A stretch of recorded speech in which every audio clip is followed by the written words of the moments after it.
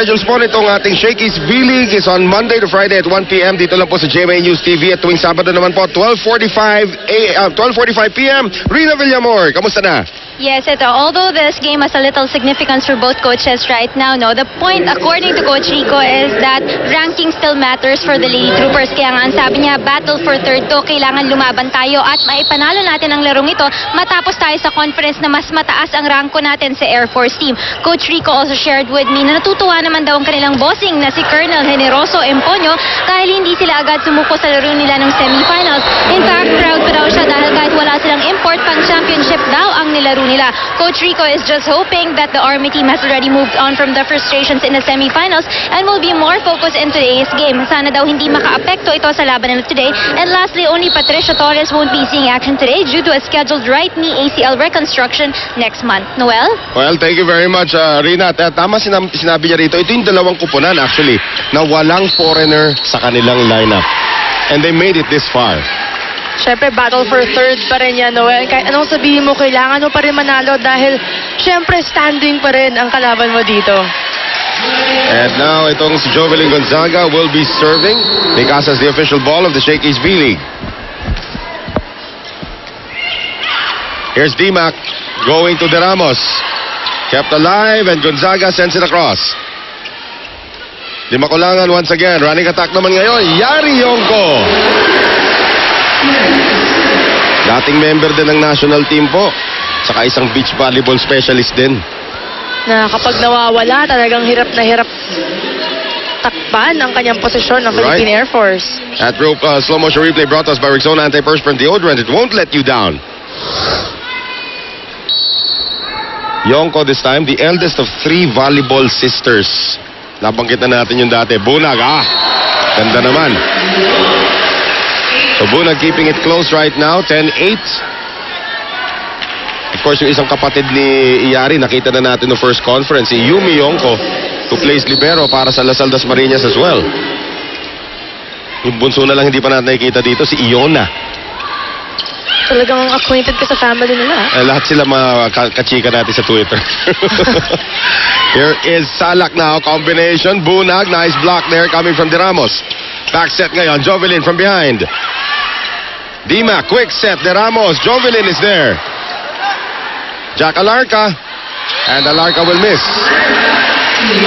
Itong Army, Noel, doon sila pumupunta sa right corner pocket, pag tayo naka-favor doon. No sa problem, right corner pocket ng koponan ng Air Force, pero it goes out sometimes, pero like Ging Balse and Bunag, talagang puntos, hindi makuha ng Philippine Air Force. Well, De Ramos now will serve. Sinusubukan siguro nila kakayanan ni Ana Camille Abanto as their libero. Here's Joan Bunag, iuhulog sana.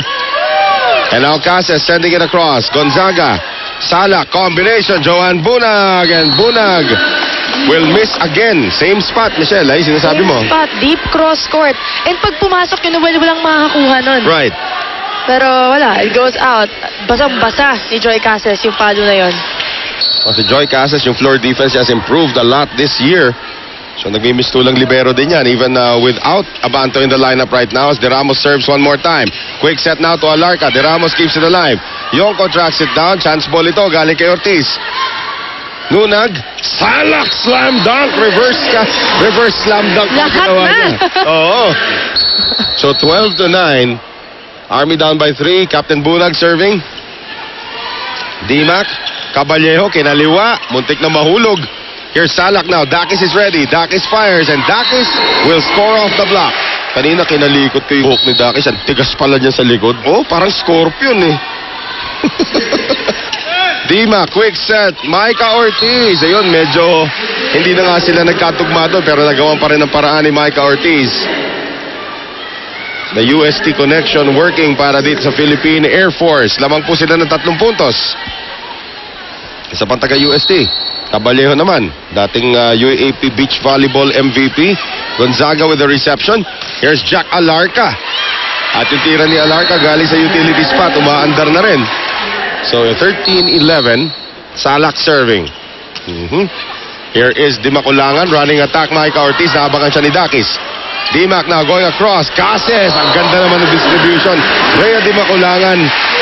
Talagang makikita natin, si Wendy Semana is not even starting anymore para sa kupunan ng Air Force. It has been Di Maculangan who has been the star setter talaga para sa Air Force.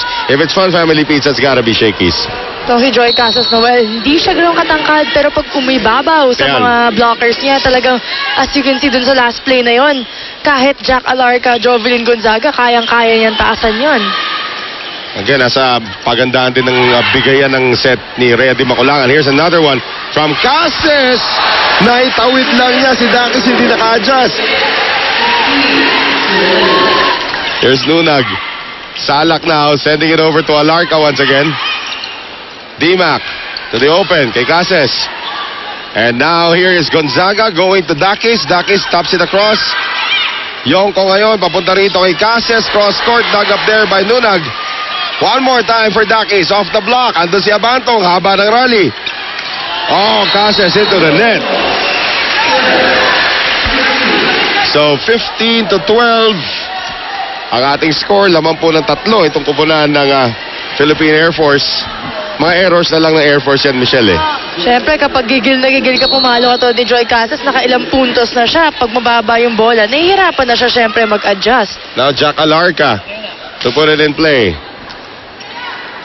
Di Maculangan, pumunta ulit dito kay Yari Yongko. This time naabangan ni Gonzaga. Across now for Cases. Naabangan naman ni Dakis.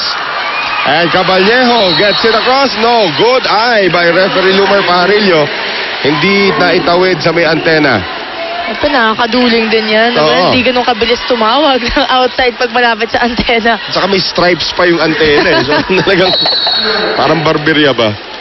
15-13. 2 puntos po ang abante rito ng Philippine Air Force. Caballejo on the reception. Quick set again. This time Micah Ortiz. Naabangan doon ni Balse.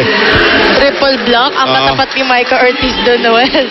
15-14. Isa na lang po ang abante rito ng Air Force. Alarca overshoots it on her serve. So 2 puntos po ang abante rito ng Philippine Air Force. Papunta po sa ating second technical timeout.